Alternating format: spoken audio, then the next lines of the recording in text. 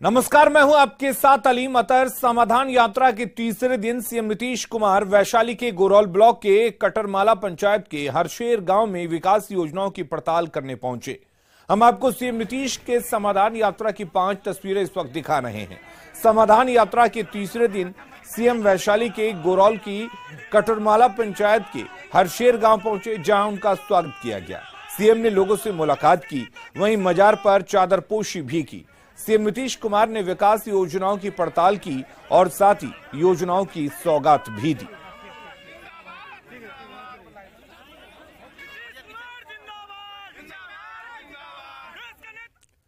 और समाधान यात्रा के दौरान बिहार में जातीय जनगणना शुरू होने पर सीएम नीतीश कुमार ने खुशी जताई है। सीएम नीतीश कुमार ने कहा कि एक एक चीजों को सभी तरीके से देखा जा रहा है। जातीय जनगणना की शुरुआत, हाँ, जातीय जनगणना की शुरुआत देखिए हो भी गया एक जगह, तो भी देख करके हमने बता दिया कि एक एक बात ठीक से नोट देखा, अच्छा से नोट कर रहा। हमने कहा कि ठीक से सब चीज नोट करिए।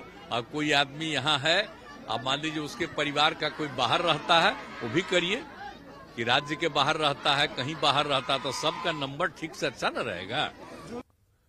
और समाधान यात्रा के दौरान डिप्टी सीएम तेजस्वी यादव ने जातीय जनगणना को ऐतिहासिक बताया। साथ ही ये भी कहा कि इससे योजनाएं बनाने के साथ विकास की रूपरेखा तैयार करने में काफी मदद मिलेगी। कास्ट बेस्ड सर्वे जो है, इसकी भी शुरुआत माननीय मुख्यमंत्री जी हम लोगों के द्वारा आज प्रारंभ किया गया गरौल प्रखंड से। यहाँ भी एक घर में जाकर के आप लोगों ने देखा कैसे? हाँ, नहीं, वो सब काम हो रहा, सब चीज हो रहा।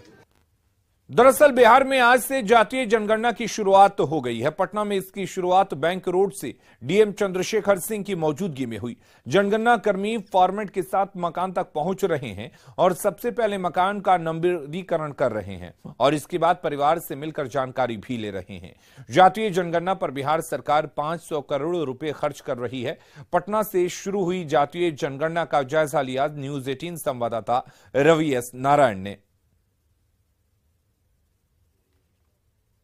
आज से बिहार में जातीय जनगणना की शुरुआत हो रही है और पटना की बात करें तो पटना में ये पहली शुरुआत जो है, जो जिलाधिकारी चंद्रशेखर सिंह है खुद अपने अगुवाई में यहाँ पे शुरुआत हो रही है बैंक रोड से। और जो तमाम कर्मी हैं उनके साथ जो जनगणना कर्मी हैं वो भी साथ में चल रहे हैं।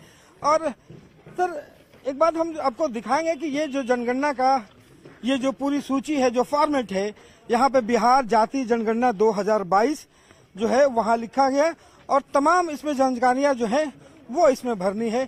इसको कैसे आप लोग कर रहे हैं? सर, हम लोग पहले चरण की भी गणना कर रहे हैं, जो जातीय आधारित गणना है। उसके बाद हम द्वितीय चरण भी करेंगे, जो कि 1 अप्रैल से शुरू होगी।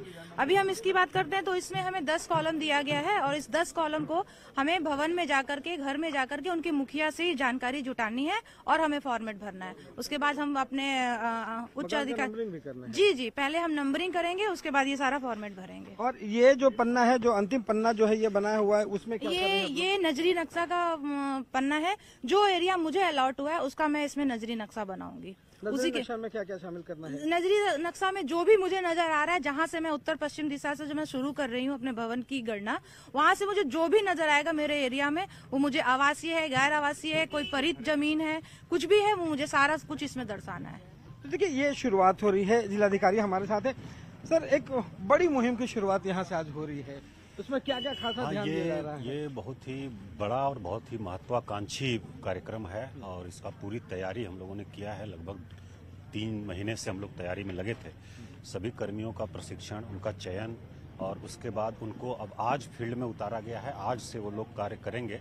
ये चूंकि बहुत ही जटिल प्रक्रिया है, इसलिए सभी कर्मियों को स्पष्ट होना और जितने फॉर्मेट में कॉलम्स हैं उसके बारे में जानकारी होना बहुत जरूरी है, क्योंकि आम लोग भी प्रश्न करेंगे, आम लोगों की भी परीक्षा होगी, तो उनको संतुष्ट करना, इसलिए पूरी तैयारी के साथ आज हम लोगों ने शुरू किया है इसको। वार्ड नंबर 27 में यहाँ नगर निगम के, और ये ईबी नंबर हमारा जो है जो यहाँ से शुरू हो रहा है बैंक रोड में, वहाँ से शुरू करके, और इसका भवन नंबर भी लोग लिख रहे हैं, यहाँ से आज शुरू कर रहे हैं। पहले चरण में हम लोगों को मकानों की गणना करनी है, परिवार की गणना करनी है, और उसके बाद सेकंड फेज में हम लोग उसमें आएंगे तो बाकी जो 26 प्रकार की जानकारी है उसको प्राप्त करेंगे।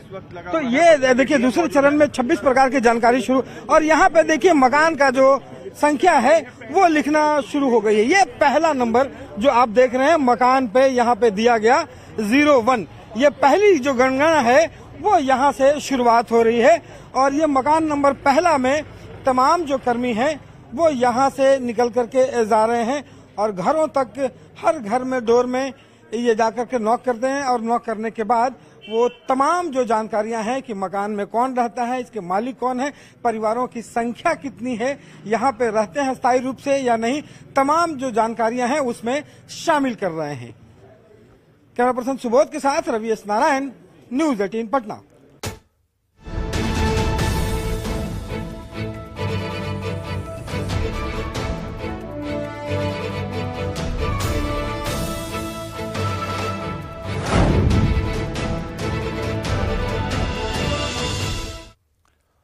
और बीजेपी की ओर से झारखंड में मिशन 2024 की शुरुआत तो हो चुकी है। विजय संकल्प महारैली के दौरान केंद्रीय गृह मंत्री अमित शाह ने हुंकार भरी।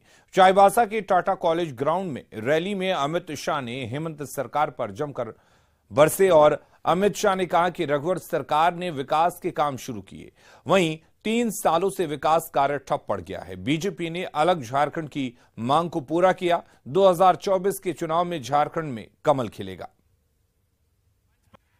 अरे ऐसी आवाज नहीं चलेगी। परिवर्तन करना है या नहीं करना है? जोर से बोलिए, करना है या नहीं करना है? सरकार बदलनी है या नहीं बदलनी है? तो मेरे साथ दोनों हाथ उठाइए, विजय के संकल्प का मुट्ठी बीजिए और प्रचंड आवाज से बोलिए, भारत माता की, भारत माता की, भारत माता की। जब अर्जुन मुंडा जी सरकार में थे तब बहुमत पूर्ण नहीं मिला था। रघुवर दास जी को पूर्ण बहुमत मिला।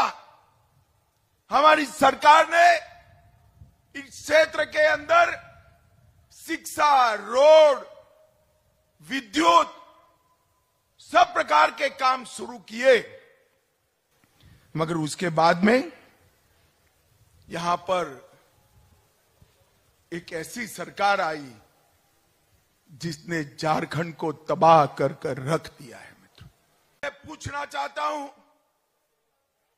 अटल जी ने जिस कल्पना के साथ झारखंड को बिहार से अलग कर कर सालों पुरानी झारखंड की अलग राज्य की मांग को पूरा किया, क्या हेमंत सोरेन सरकार उसके कल्याण के लिए काम कर रही है? भाई जरा जोर से बोलिए, कर रही है? इस राज्य का मुख्यमंत्री तो आदिवासी है, इस राज्य का मुख्यमंत्री तो जनजाति का है, मगर ये सरकार आदिवासियों की विरोधी सरकार है। मित्रों, विरोधी सरकार है। इस सरकार के समय में भ्रष्टाचार अपनी चरम सीमा पर पहुंचा है। झारखंड के मेरे जनजातीय भाइयों को कहने आया हूं, 21 बेटियों से आदिवासी माता बहनों की रक्षा करने की जिम्मेदारी हेमंत सोरेन सरकार की है या नहीं है? क्या वो पूरी कर रहे हैं?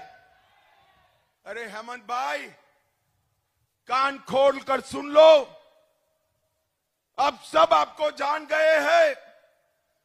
अपनी वोट बैंक की राजनीति के लिए आदिवासी माता बहनों की रक्षा के साथ, उनके भविष्य के साथ जो छेड़खानी आप कर रहे हो, झारखंड का ट्राइबल आपको माफ नहीं करेगा, माफ नहीं करेगा। और इधर मुख्यमंत्री नीतीश कुमार बिहार में समाधान यात्रा पर निकले हैं। आज समाधान यात्रा का तीसरा दिन है। भगवानपुर ब्लॉक के हुसैना पंचायत में सीएम नीतीश कुमार पहुंचे हैं और विकास योजनाओं का जायजा ले रहे हैं। आपको बता दें, समाधान यात्रा की ये तस्वीर तीसरे दिन की है। वैशाली के भगवानपुर ब्लॉक के हुसैना पंचायत में मुख्यमंत्री नीतीश कुमार पहुंचे हैं, विकास योजनाओं का जायजा ले रहे हैं। विकास योजनाओं की स्थिति धरातल पर क्या कुछ है, क्या जमीन पर काम हो रहा है, या सिर्फ योजनाएं कागजों तक सिमटी है? इन तमाम चीजों का मुख्यमंत्री नीतीश कुमार जायजा ले रहे हैं। और आपको बता दें कि अगर किसी योजना में कहीं भी कोई गड़बड़ी मिलती है या कोई योजना धरातल पर पूरी होती नहीं दिख रही है तो उसका समाधान निकालने की कोशिश भी कर रहे हैं। आपको बता दें कि आज समाधान यात्रा का तीसरा दिन है और आज इस समाधान यात्रा में उनके साथ उप मुख्यमंत्री तेजस्वी यादव भी जुड़े हैं। ये तस्वीरें आप देख सकते हैं। वैशाली के ये तस्वीर है जहां पर भगवानपुर ब्लॉक के हुसैना पंचायत में इस वक्त सीएम नीतीश कुमार पहुंचे हुए हैं और विकास योजनाओं का जायजा ले रहे हैं। इस दौरान वो लोगों से बात कर रहे हैं, लोगों से योजनाओं की जमीनी हकीकत जानने की कोशिश कर रहे हैं। उनके साथ उप मुख्यमंत्री तेजस्वी यादव भी मौजूद हैं। तीसरे दिन उन्होंने सीएम के साथ इस यात्रा में हिस्सा लिया। भगवानपुर ब्लॉक के हुसैना पंचायत में इस वक्त मुख्यमंत्री नीतीश कुमार पहुंचे हुए हैं और उनके साथ पूरा प्रशासनिक अमला चल रहा है। जहां भी मुख्यमंत्री नीतीश कुमार जा रहे हैं वहां पर यह प्रशासनिक अमला मौजूद रहता है और तुरंत समस्याओं को जानने की कोशिश करते हैं और समस्याओं का समाधान भी निकालने की कोशिश मुख्यमंत्री नीतीश कुमार कर रहे हैं। ये तस्वीरें आप देख रहे हैं इस वक्त, सीधी तस्वीर वैशाली के भगवानपुर ब्लॉक के हुसैना पंचायत की, जहां पर मुख्यमंत्री ने विकास योजनाओं का जायजा लिया और जहां भी योजनाओं में कमियां मिली। और शैलेंद्र हमारे साथ जुड़े हुए हैं। शैलेंद्र, क्या कुछ इस वक्त वहां पर चल रहा है, क्या कुछ तस्वीरें देखने को मिल रही हैं? बिल्कुल, देखिए मुख्यमंत्री अपने समाधान यात्रा पर हैं और समाधान यात्रा पर गरौल के बाद भगवानपुर पहुंचे हैं। भगवानपुर के हुसैना खुर्द की ये तस्वीर है जहां पर वो लोगों से मिल रहे हैं, विकास कार्यों का जायजा ले रहे हैं। अलग अलग जो सरकार के विभाग हैं उन विभागों के द्वारा जो योजनाएं चलाई जा रही हैं उसको भी मुख्यमंत्री ने देखा। जीविका दीदियों के द्वारा जो समूह के द्वारा जो प्रोडक्ट तैयार किए गए हैं उसे उन्होंने देखा, स्वच्छता अभियान को देखा और साथ ही साथ यहाँ जो बड़ी संख्या में जो हुसैना खुर्द के जो लोग हैं उन लोगों से भी मुख्यमंत्री ने मुलाकात की और जो उनकी समस्याएं हैं, कई लोग आवेदन लेकर के अपनी समस्याओं का पहुंचे थे, उसे भी मुख्यमंत्री ने लिया। और साथ ही साथ जो कई प्रमुख गंभीर जो मामले थे, जिन मामलों का निपटारा तत्काल किया जा सकता था, उसे पढ़कर मुख्यमंत्री ने वहां मौजूद अलग अलग जो विभाग के जो अधिकारी उनके साथ थे उन अधिकारियों को भी आवेदन देकर उन्हें जो कार्रवाई करने का निर्देश होता है वो उन्होंने दिया। कृषि विभाग के द्वारा जो योजनाएं चलाई जा रही हैं उन योजनाओं को भी यहाँ प्रदर्शित किया गया था जिसे नीतीश कुमार ने देखा। और साथ ही साथ हुसैना खुर्द में जो पूर्व केंद्रीय मंत्री दसई चौधरी हैं उनके आवास पर भी मुख्यमंत्री गए। वहां पर भी जो स्थानीय लोग थे, उस पंचायत के आसपास के जो लोग थे उन लोगों से वहां पर उन्होंने बैठकर मुलाकात की, वहां के लोगों की समस्याओं को सुना और तत्काल कार्रवाई का भी निर्देश दिया। कई लोगों की अलग अलग समस्याएं हैं, किसी की नौकरी की समस्या है, किसी को वेतन भुगतान नहीं हो रहा है, कहीं सड़क नहीं है, कहीं सड़क है तो नली गली नहीं बन पाया है, या फिर सात निश्चय से संबंधित जो शिकायतें हैं उन शिकायतों के साथ लोग भी यहाँ पर आए थे। और खास तौर पर जो ग्रामीण लोग थे उनमें कहीं न कहीं एक कौतूहल का भी मामला था क्योंकि पूरी सरकार जो है, पूरी सिस्टम बिहार की वो उनके सामने थी और हर लोग चाहता था कि जब सरकार उनके दरवाजे पर आए हैं तो उनकी समस्याओं का निदान हो सके। लिहाजा जिनकी जो समस्या थी उन समस्याओं को लेकर के लोग यहाँ पर पहुंचे हुए थे। हुसैना खुर्द की तस्वीर है जहाँ पर मुख्यमंत्री पहुंचे थे और अब यहाँ से मुख्यमंत्री हाजीपुर की ओर प्रस्थान कर रहे हैं जहाँ पर वो समीक्षा बैठक भी करेंगे। वैशाली जिले में जो विकास कार्य हुए हैं उन विकास कार्यों की समीक्षा होगी। जब पिछले बार जब यात्रा के दौरान नीतीश कुमार यहाँ पहुंचे थे उस वक्त जो निर्देश दिए गए थे या फिर उस वक्त जो योजनाएं जहाँ पहुंची थी उसके बाद अभी की क्या स्थिति है, इन चीजों को नीतीश कुमार देखेंगे। और यहाँ पर जो वैशाली जिला के जो अलग अलग दलों के विधायक हैं, भाजपा के हों, कांग्रेस के हों, जदयू के हों या राजद के हों, वो लोग भी यहाँ पर पहुंचे थे। उन लोगों ने भी इस यात्रा के दौरान नीतीश कुमार से मुलाकात की। बीजेपी के विधायक जो लालगंज के विधायक हैं संजय सिंह, वो भी यहाँ पर मौजूद थे। उन्होंने भी मुख्यमंत्री से इस यात्रा के दौरान मुलाकात की और उनके जो क्षेत्र की समस्याएं थी या फिर उनके क्षेत्र से जुड़े जो मामले थे उन मामलों को उन्होंने मुख्यमंत्री के सामने रखा। उसके साथ जो अन्य दलों के जो विधायक थे वो भी यहाँ पर मौजूद थे और सभी लोगों ने मुख्यमंत्री से मुलाकात करके उनको अपने क्षेत्र की समस्याओं से या फिर वहाँ विकास कार्यों से अवगत कराया।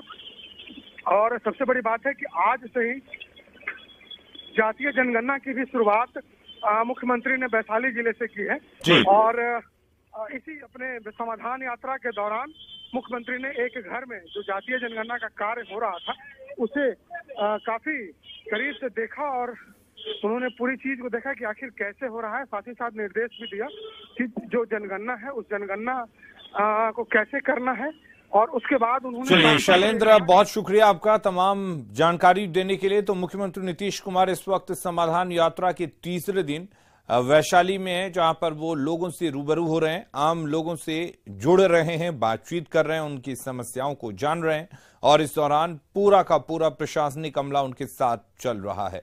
खबरें लगातार जारी हैं, आप बने रहिए हमारे साथ।